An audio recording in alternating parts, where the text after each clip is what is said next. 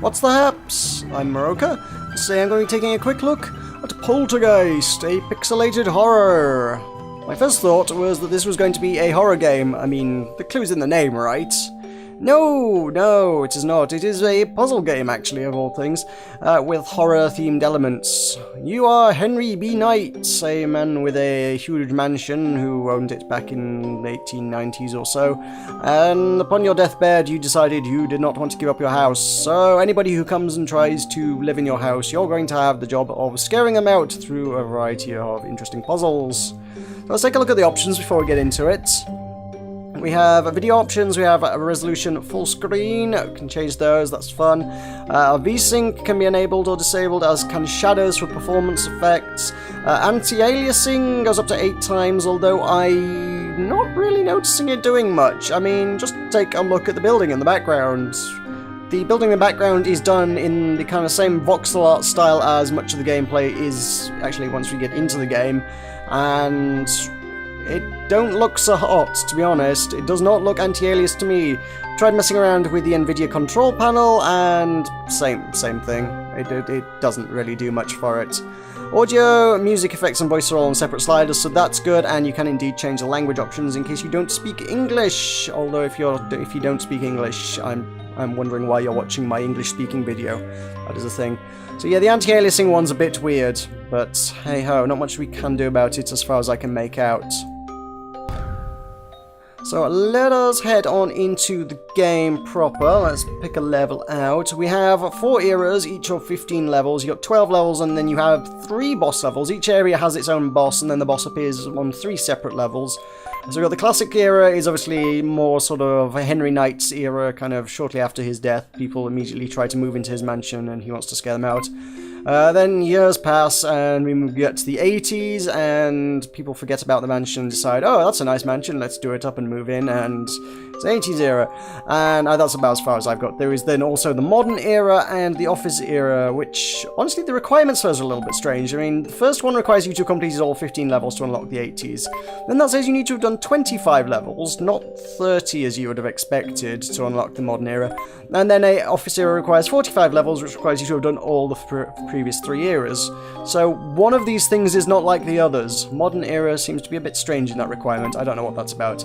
And I guess we live in the office era, do we, these days? Is that what we call this time period that we're in, the office era? Okay, sure, why not? Either way, basically, the main difference between them all is cosmetic. The characters within the areas will change, the style of the building, the furniture and things within it. So let's take a look at some of the Classics era where we start out. Let's pick I think that's a pretty straightforward level we can start with, one of the early ones. To demonstrate the mechanics. So these people have moved into our house, and we don't want them to have moved into our house. Our lovely classical era house with all its classic furniture and period attire. We have powers at our disposal. We have these all along the bottom here. We have, in the classic era, you only get the first 4 powers. The 80s, you get the next 2. I think the last 2 powers only become unlocked once you reach the 3rd era, the modern era. And each power, you're given a limited number within each level, and you need to use them strategically to scare people out of the house. So in this case, I have 3 of these, which allows me to use my poltergeisty powers to pick up things and move them around to scare people out of the house. I also have the bell. The bell basically is kind of an alarm that will summon people to the area. There's kind of a hierarchy as to how that works. So there are the ordinary people, the man in the top left room and the 2 women in the house are just ordinary characters. But the dog is more sensitive to noises than these people, so the dog will always go first to another room. And then there are some characters like mediums and in the 80s era like Ghostbusters and things that are special characters that can block certain powers of yours. There aren't any on this level, but I will get to them shortly. They are even more sensitive than dogs and will respond first. And each time you use this power, it only summons 1 character at a time, so it kind of works down the hierarchy. So if I summon in any of these rooms, the dog will go there first. I will show you how these ones work. So if I pick up bits of the furniture and move them around, he's going to get scared. The dots above their head is kind of how resistant they are to scaring. The more times you scare them, that will deplete, and when it hits 0, they'll get scared and run out of the house. So I pick up the table and throw it around. His bar hits 0, and he's going to run off. crashing through all the furniture on his way. There is a bit of a physics engine in this, and indeed in this level I did notice at some one point it seems like it's possible to break it by having some of the furniture fall off the edge of this level. This basket in particular, if a character runs past it and knocks it, it looks like it could potentially fall off actually just straight off the side of the level. Now, there I didn't have enough, because I didn't use them well enough, I didn't have enough abilities to scare everybody out the level, so we're going to try that again and use it a bit better. But yeah, it kind of seems like potentially, because of the physics engine, it can actually break the level. I don't know if that is possible, but it seems like it could be, which is a concern. So we've got these alarms, so let's use these. Let's summon everybody into one room to scare them all at once. So the dog is most susceptible, so the dog will come first. These two are equal priority. I don't know how the game determines which. Tosses a coin, maybe. So we do that. One of these two is going to come investigate, and it's going to be the man. And if we do it a third time, the woman's going to come check out what the squeaky noise is. And then we can play with some lamps. We'll throw the... well, it's a lamp icon. We can play with the bookshelf, throw the bookshelf across the room and scare everybody. Go and throw the table across the room and scare everybody. And the one woman that's hit, there we go. Ooh, that's what I'm concerned about, is like, if this one rolls off the edge of the level, as it seems like it's very possible it can do, I have actually seen it fall out of the level. There is no actual wall here to keep it in. Can I use this ability, and can I scare her? Could that break the level? Because actually this is how you finish the level. You throw that into the air, and she's scared off. If that happens to teeter off the side of the level, not quite, maybe? Yeah. But it can fall off the edge of the level. I have seen it happen. Does that break the level? Maybe. But there's some of the basic mechanics at any rate. So head on back into the menu, we'll do a slightly more challenging level. Let's pick level 12, something with a few more things. So we've got 3 rooms to work with here. We've got 2 special characters in here. We've got the kind of medium lady, I guess. She resists things being thrown. If I pick that icon, I can pick up any object and choose an area and it will throw it into it. If I pick, can I click on her instead? Let's get rid of that. Click on the, I don't know what she is. Is she supposed to be a witch? She looks like a witch. She's got a pointy hat, for crying out loud. She also resists thrown objects, so these 2 women will resist me throwing objects around the house. If I throw an object into there, I suppose I shall demonstrate for you. I can pick that up, throw that there. He's going to get startled. We'll throw that over there. But she will use her magic powers, and she will stop that. That will therefore neutralize its scaring effect. She's not going to get scared, the other people in the room are not going to get scared, and I won't be able to use that object. So I'm going to restart that level, because I would like not to waste all my powers and objects and things. We've also got these people with the black bars above their heads. The 2 in bed are distracted by being asleep. The 2 reading there are distracted by being asleep. And the guy on the can over here is distracted by... right, they're not asleep, they're reading, sorry. These 3 are distracted by reading. So what you need to do is scare them once, and that will remove the black bar, and will tell you how much health they have behind that, because their health is up to that point hidden. That won't break their concentration, mind you. I suppose what I can do is summon... if I summon the witch into here, I can then use... because she would intercept this otherwise, I can pick that up and throw that over there at that room. So we can throw things. Because it doesn't land in their room, none of them stop that power. Each of the rooms is sort of handled independently. So they wake up, and he's startled by something flying across the room. They're still interacting with the objects that they were distracted by, though, so I still can't use them. If I were to do that again, if I were to take that table and throw that into the bathroom, they're scared out of bed, still in full dress. He goes to bed in a suit. He gets scared off the toilet. I hate to think what the state of his underwear looks like now. But, then I now have the ability to actually play with the objects that they were previously blocking. So I can pick up the toilet and throw that over here. I mean, this is... I'm not doing this actually right to actually finish this level, to be honest. I won't finish this level like this. But, there you go. They're all good. So I've got 3 of these, but I don't have enough objects in this room to actually scare everybody out.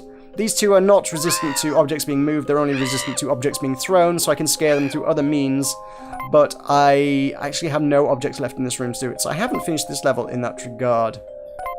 So if we start again, I think the strategy for this one is to summon them over here, and if I throw some objects back and forth between these rooms, I've got some more objects to play with. Got 3 of these, which I can use. How can I use them? Can I not use them in that room yet? I guess not. I'm not entirely certain how this works. Oh, there is one object I can... Oh, that's interesting. So, yeah, right. There's some objects I can throw but not pick up. That's kind of interesting. Okay. So you kind of have to figure out which bits can be used for which and use them in a strategic fashion to scare people most effectively. So let's throw that over there. Get them out of their chairs. Get them out of there. So I still can't find an effective way to get them off them. I think I may have still messed this level up anyway. I guess if I were to... There's not many objects you can actually pick up without getting them out of that. I suppose if I were to summon her into there, I could then... Yeah, this might work. Let's try this. You'd think I hadn't done this level before. I have, but I can't remember how it works. Let's throw that back and forth. So that gets them off their objects. And I've got 2 summons, so I can summon the mediums in there. This is still not going to work. I'm fairly certain. Medium and the witch. Then I can pick up and throw a bed, which is going to scare them. I could pick up and throw another bed, which is going to scare them thoroughly. And I've done absolutely nothing about these people in the middle, so actually this is really not going to work at all for me. So we aren't done. That's absolutely not the way to complete that level. But at least you got the hang of the mechanics. I'll let you figure that one out for yourselves. I'm not good at puzzle games. Puzzle games are not my forte, really, if we're honest. So, we could take a look at the next era. In fact, I'll show you one of the bosses for that matter. We have, if I go into level 13, is the first of the 3 bosses. We get told, it's a boss level! We've got one boss character. I forget his name, if I'm completely honest. He had a name, and we were introduced to him through a mini cutscene kind of thing.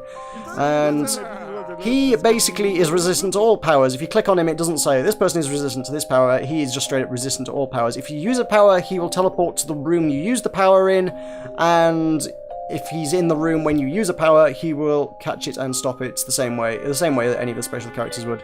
Like if you try and throw an object in there, she will catch that and stop the object being thrown. With the thrown object, he sort of teleports to the object of the throwing item's origin. He won't teleport to where it lands. So you can use that to your advantage as well. You need to strategically play things out. So as I say, she's immune to things being thrown across the room. I can't throw anything in I can't do anything in this room because he'll stop it. So my main... I can either use one of my lamps, such as they are. Strange object, but whatever. It's denoted by a lamp. Throw a lamp, there we go. Scare her. He saw that, so he's going to teleport. I can then... She's distracted, so it might be nice if I could throw an object into there. That's gonna startle her. I would want to... Let's try scaring the witch again. This might be fairly straightforward. I'm not rightly certain if I'm doing this right. Let's pick that up and throw that over there. Which is going to scare the dog. Gets her off the sofa. And... then I can summon... Suppose if I were to summon the witch... The witch will come investigate that. I may have got this right. And then I can throw that and scare them too. And the gimmick behind the boss is, I'm pretty sure this happens for every boss, I think this is exactly how it works. When he's on his own, you have to scare everybody else out of the house, and then the guy or whoever the boss is, gets left on their own, and you get one special ability that you only get to use in this circumstance. It does this. You get to summon Henry to appear before him, and he goes, "Mwahahahaha," and scares him out of the room. That is how you complete a puzzle, ladies and gentlemen. Honestly, there's not a dramatic more to it than that. I mean, if we go on to the 80s era, obviously I haven't unlocked much more than the 80s era. Let's pick, say, level 17. There's a few more powers. I mean, as I say, we're in the 80s, so it gives us an extra couple of powers. We now got this possess item, which actually is more effective. I think more effective than the standard one. It sort of scares people twice, as opposed to the standard single object scare. There's also the summon a creepy black shadow thing, but we don't have that on this level. So I suppose what we would want to do is throw an object from there to there. Obviously we've got a different style because it's 80s, everybody's got a different attire. Dogs are much the same throughout history, and by the way, the dogs in this game are fairly adorable. I love the dogs in this game. But yeah, there's a different style furniture, different style walls, a few extra powers, different style people, but ultimately it's mostly a cosmetic thing. And then we can pick this up and let's play with the blender. Woo! Spooky blender! And they are going to both get scared and run out of the house. That was a fairly straightforward level, to be honest. That was a very basic one. Honestly, there's not a whole lot more to it than that. It's a puzzle game, and I'm not sure what else there is to say about it. Honestly, if you enjoy puzzle games, great, it's a puzzle game. I'm not really much of a puzzle game person. It's a pleasant distraction for a short while, but I'm not really compelled to play through loads of these kind of things. It's really not my cup of tea, if I'm honest. As I say, as a puzzle game, it's fairly solid with a couple of gripes. I mean, like I say, with the objects maybe falling out there may be an issue. I may be wrong about that, but there may be an issue there.